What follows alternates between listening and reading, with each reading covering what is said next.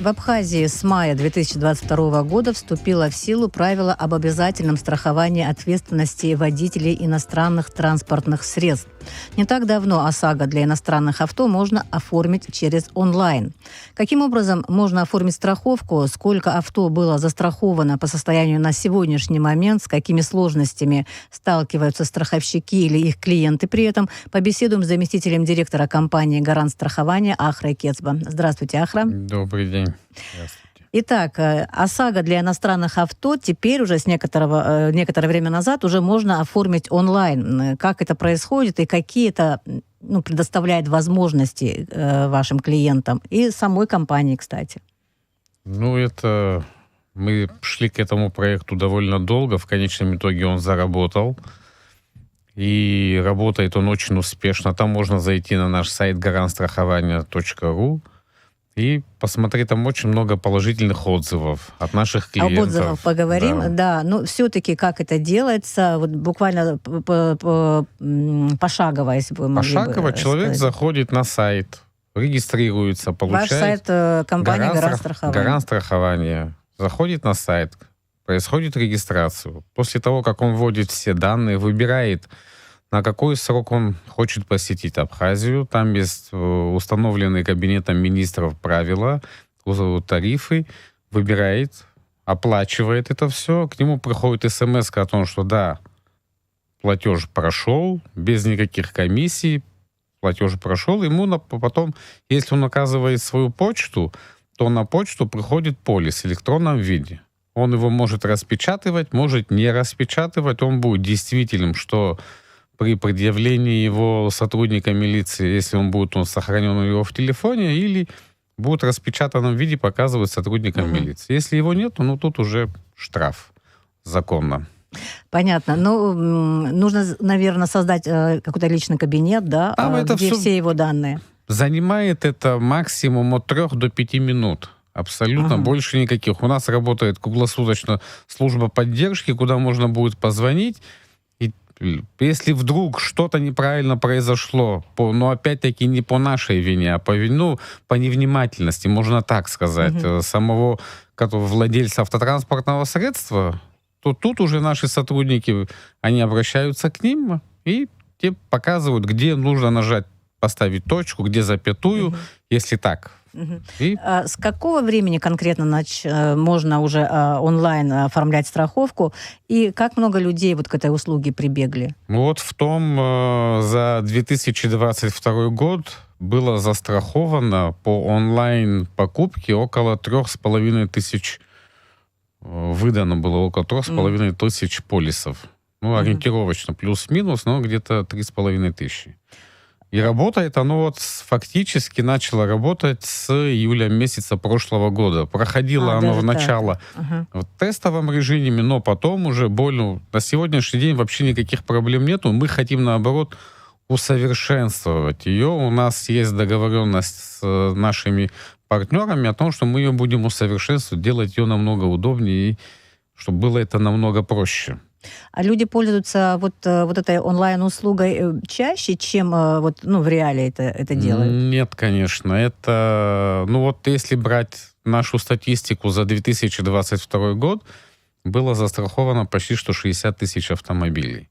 Но 3% это составляет чуть менее 5%. Может быть, стоило бы как-то свою информационную кампанию более активно вести? Мы ведем свою информационную кампанию. Мы ведем ее везде. У нас везде развешаны баннеры. У нас везде на каждом сайте говорится о том, что у нас есть обязательное страхование. И оно действует уже довольно давно, с 2006 года. Эти законы никто не отменял.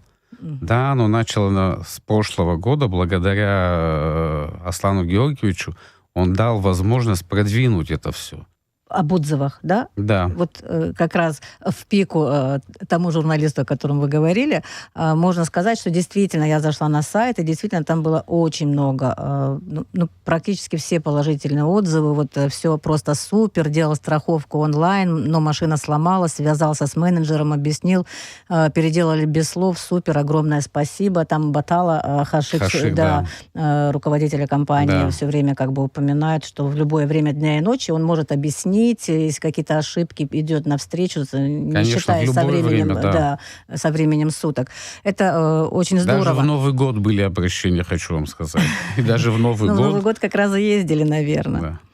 Ну, вот вы начали говорить о компаниях абхазских страховых, да, изначально, я помню, и вы тоже рассказывали, и писали в СМИ, что вы обратились к президенту с просьбой ввести вот эту, скажем, форму, да, страхования иностранных авто для того, чтобы развивать систему отечественного страхования. Да. Вот как это в итоге сказывается на нашем абхазском страховании? Развивается ли страховой бизнес в Абхазии? Дает ли это возможность для этого? Ну, оно потихонечку развивается. Не так, как хотелось бы, конечно, очень быстро, но оно все равно развивается. И у нас буквально на днях была встреча в кабинете министров. Мы хотим выйти с предложением.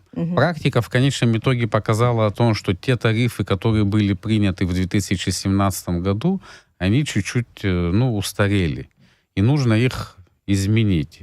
Естественно, изменив тарифы, которые взимается пошлина, естественно, будет выплата в другую сумму, на сумму увеличения. Это одна ситуация. Другая ситуация, то, что вы задаете вопрос насчет внутреннего страхования. Мы сейчас готовим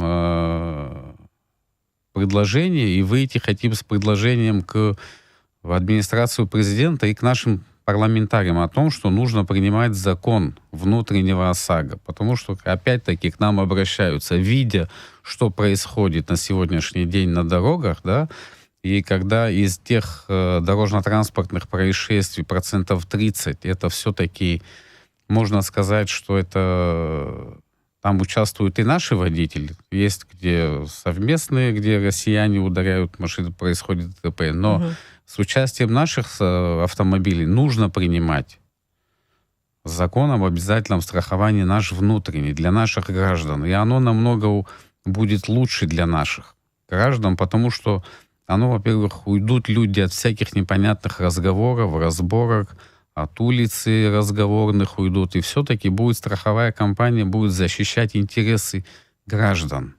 Понимаете, это нужно переходить на цивилизованные рельсы. Какие-то уже проекты есть, не знаю, нормативных актов, которые бы это страхование внутреннее ввели? Для внутреннего страхования автотранспорта у нас пока нету. Но вот мы говорим о том, что там что нужно? Надо принять, во-первых, в первую очередь закон об обязательном страховании автотранспортных средств граждан Абхазии, потом после этого принимаются правила, потом утверждаются тарифы, и потом уже на основании этих тарифов там утверждаются разные формы самих бланков страховых полисов.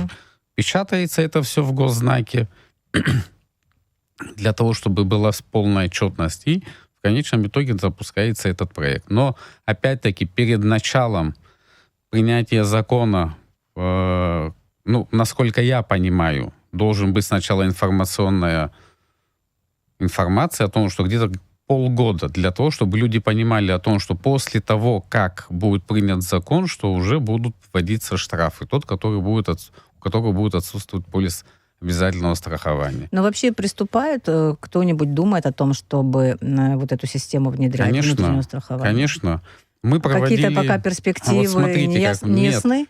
Мы проводили встречи с Министерством внутренних дел для того, чтобы ввести программу. Программа будет фиксации о том, это наша совместная программа, опять-таки, по поручению президента это все было, продвигается это все, для того, чтобы машина, которая будет ехать без полиса обязательного страхования, она будет сразу фиксироваться на постах. И все это в конечном итоге будет приводить к тому, что, нужно будет страховать. Будут увеличены штрафы за отсутствие страхового полиса. И все это все идет поэтапно, потому что создать программу, она очень дорогостоящая. Понимаете, на первом Ну, этапе... в любом случае, это пока только как бы перспектива какая-то, я пока думаю... в реальности не приступили к ней. Нет, в Это реальности пока нет, но вы я так думаю... полагаете, что так это должно быть, и так Ну, к очень этому много идете? обращений к нам, Мгм. хочу вам сказать, очень много обращений от простых граждан, которые от фирм, от организаций, которые говорят о том, что все-таки давайте принимать. Но это зависит не от нас, это зависит от наших парламентариев для того, чтобы принять. Естественно, там Мгм. мы выйдем с предложением, мы хотим выходить с предложением к нашим парламентариям для того, чтобы был принят этот закон. Спасибо. Давайте вернемся к правилам страхования иностранных авто, да, на территории Абхазии. Эти правила страхования действуют уже больше года. Как вот вы оцениваете, как показало себе внедрение вот этого ОСАГО для владельцев автотранспортных средств иностранных? Только с положительной стороны это все в конечном итоге показало. Нужно внести, я еще раз возвращаюсь к тому, что практика в конечном итоге показала, ну, вот в 2017 году было принято постановление Кабинета министров о тарифах, да, и практика показала, что страховое покрытие при дорожно-транспортном происшествии максимальная выплата 50 тысяч рублей.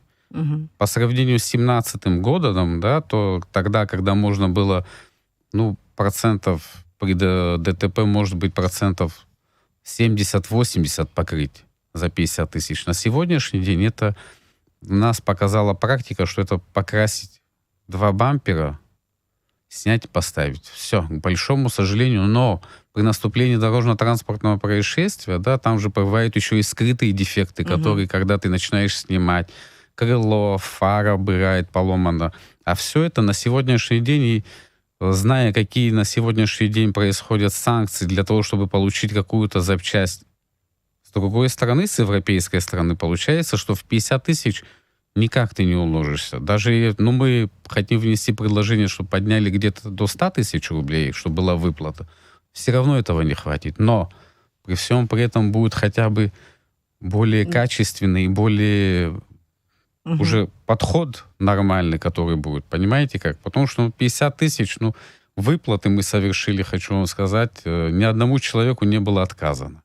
Ни одному человеку. Ну, сколько все-таки вот таких страховых случаев было с начала введения С страхования? начала введения было около 35 страховых случаев. Выплат было Всего лишь? да, небольшое количество. Выплат было где-то на 1 200 000. Но хочу сказать, что выплачивали мы максимум 3-5 дней. Это вот те сроки, которые мы должны были уложиться для выплаты. У нас заключен договор со станцией технического обслуживания. Они оценивают машину.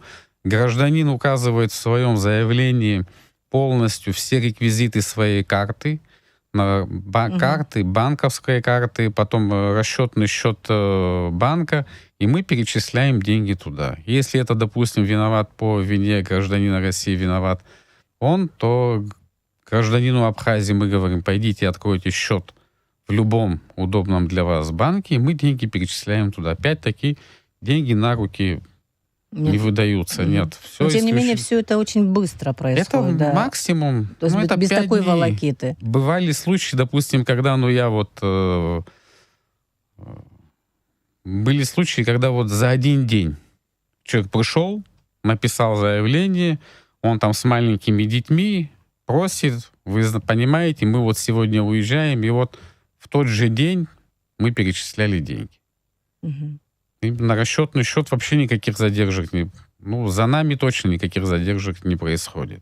Если вдруг... У нас был один случай, когда гражданин указал неправильно расчетный счет. Он нам позвонил, мы ему сказали, в чем проблема, потому что банк не пропустил. А так проблем нету никаких. Вы говорили, 60 тысяч авто застраховано. Да. Это общее количество, да?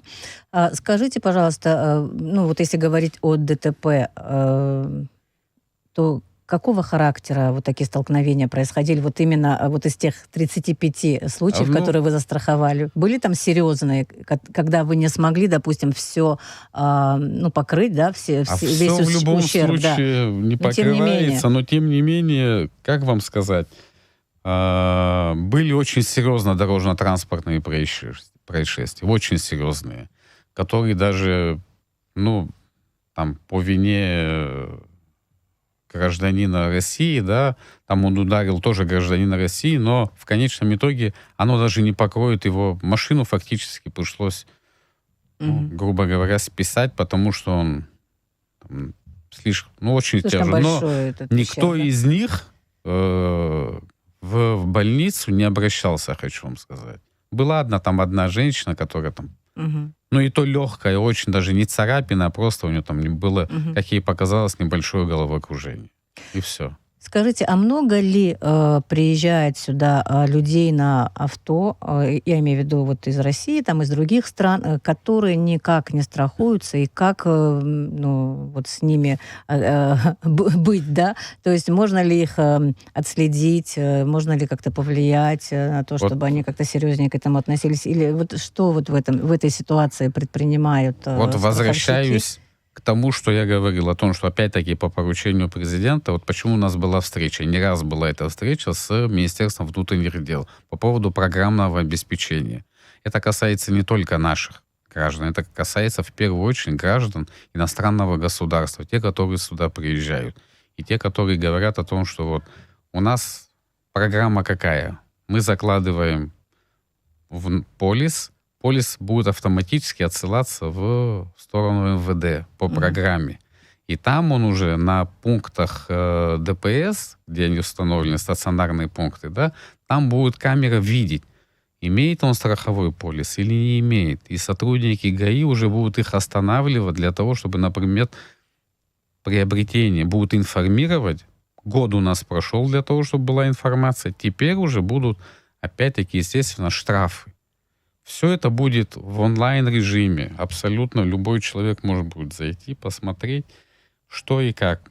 Проехала машина, застрахован он, МВД опять-таки. Я почему Но что меня говорю, удивляет, иногда я вижу там туристов, там знакомых, да, ой, а мы не знали. я вам хочу сказать, вот проехав 120 километров от Псоу, и не заметить 8 баннеров, и один из них, который 12:3, это просто-напросто не хочет он знать. Понимаете как? 8 баннеров, которые висят Может, с двух просто сторон. в другие места смотрит, на красивую зелень и прочее. Может быть. Но представляете, один огромный баннер висит, подъезжая до Бзыби, да, он висит 12:3. Не заметить его просто невозможно. С двух сторон висят баннеры 3/6 о том, что пересекая, только подъезжаешь к нашей границе, висит баннер. МВД предупреждает. Понятно. То есть сейчас, вот пока эта программа не работает, то есть человека так вот, если ты остановил, только тогда ты поймешь, да? Больше никак нет возможности Больше никак, отследить. Да. На сегодняшний день, да. Очень многие сами останавливаются. Хочу вам сказать, что сознательные водители, да, иностранного государства, они сами останавливаются, сами подходят. Естественно, есть тех, которых информируют опять-таки ГАИ, говорят о том, что вот пойдите, у нас действует закон, но если еще раз вы попадете уже без полиса, то вам будет применен штраф. Правила такие. На сегодняшний день это очень щадяще. Это пока так. Но время поменяется, и будет уже и штрафы будут применять, и применяют. Так что все будет Вы работать могли бы в полную напомнить, силу. да, о штрафах и вот тарифах, которые действуют согласно там вот этой системе страхования? От 3 дней до 1 года. Мгм. От 3 дней до 1 года это пребывание здесь, да. Все зависит от того, насколько человек находится здесь. По закону вообще предусмотрен штраф. Штраф предусмотрен в размере 50% от суммы приобретенного полиса. Плюс еще должен будет обязан приобрести полис. Это все то, что... там есть еще... Это то, что касается... А то, что касается ГАИ, там штраф существенный 600 рублей. Пока. Но, опять-таки, это все будет меняться. Я думаю, поменяется в ближайшее время. Вот как раз вы меня опередили, хотела спросить, как вы считаете, когда целесообразно поменять тарифы, сумму штрафов и так далее? Смотрите как. Я совсем недавно как раз поднимал документы. 2017 год фактически был принят тарифы постановлением Кабинета министров в середине сезона, в Да, 2017 да. году. Сейчас нам абсолютно ничего не мешает, допустим, начать это вот сейчас, и это будет работать в полную меру. Но зависит, опять-таки, мы делаем свои раскладки, мы хотим показать целесообразность поднятия тарифов. Понимаете, не просто так, что я хочу, понимаете, как, а именно обосновать, Мгм. сказать, почему это нужно поднимать. Ну и до какой степени вы считаете нужно поднимать? С тем, чтобы и страховщикам оставалось, и чтобы Для люди того, понимали, чтобы- что какие-то санкции есть, и чтобы можно было, допустим, ущерб покрыть в большей степени, чем это делается нужно сейчас. поднимать, во-первых, страховое покрытие, в моем представлении, это нужно поднимать где-то до 100 тысяч рублей, как я до этого сказал. Естественно, пропорционально она будет повышаться на тарифах. И хочу сказать, опять-таки, практика показала, что нужно делать небольшую еще градацию в самих тарифах. Понимаете? Потому что показало, что ездят к нам очень много машин арендованных. Те, которые берут на прокат. Понимаете как? Уже И у здесь, нас внутри или Нет, там, в там в России? России они берут эти машины на прокат, и у нас периодически с ними возникают разговоры. О чем? О том, что у нас есть графа такси и прочее, а под прочим мы как раз таки подразумевали о том, что арендованные машины, юридические машины, которые оформлены на юридических лиц, лучше всего делать градацию. Если у нас получится сделать градацию именно такси, арендованная машина, юридические лица, физические лица, если сделать так, то будет намного меньше разговоров и намного меньше споров. Потом практика еще раз показала, что у нас было арендованные машины с 3 месяцев, а нам нужно вносить изменения, опять-таки по нашему предложению, что нужно делать ее и на 15 дней, и на 3 дня. Это все в конечном итоге вживую оказалось, что... А вот, допустим, арендованные автомобили, там будет выше ставки? Там будут выше ставки, потому что у них, опять-таки, из тех 35 машин, которые были аварии, хочу сказать, что где-то машин 10 были арендованные. Да. Они относятся к машинам, чуть-чуть По-другому, чем к собственному автотранспортному средству. К большому... эта практика показывает в конечном итоге, не только наша практика. Если посмотреть статистику и по ДТП, которые происходят в Российской Федерации и в Европе, все арендованные машины бьются чаще, чем свои собственные. То есть мы не исключение. Да. Ахра, хотела просто спросить, если не говорить сейчас об автостраховании, есть какие-то планы по развитию других видов страхования? Конечно. Есть очень много. К нам обращаются компании, которые хотят заниматься транзитом, которые хотят заниматься... Да, есть такие, которые даже хотят вывозить грузы из Абхазии в Россию. Есть, которые из России в другие страны, которые хотят. Потому что страхование грузов. Страхование грузов, да. Грузов, транзитных грузов, которые идут через нашу территорию. Потом страхование, мы считаем, что нужно принимать... Там есть 7 законов обязательных видов, которые можно принимать и которые нужно развивать для нас. Страхование объектов повышенной опасности. Это все, опять-таки, это большое страхование в развитии. Есть, да, какие-то, я не знаю, документы уже о намерениях есть Нет, уже? документы у нас есть, я же говорю, у нас есть документ, фактически он готов, документ принятия ОСАГО для внутреннего и документ грузов, которые будут перемещаться по территории Абхазии. Спасибо вам большое, спасибо за этот разговор, за эту Вам тоже встречу. спасибо.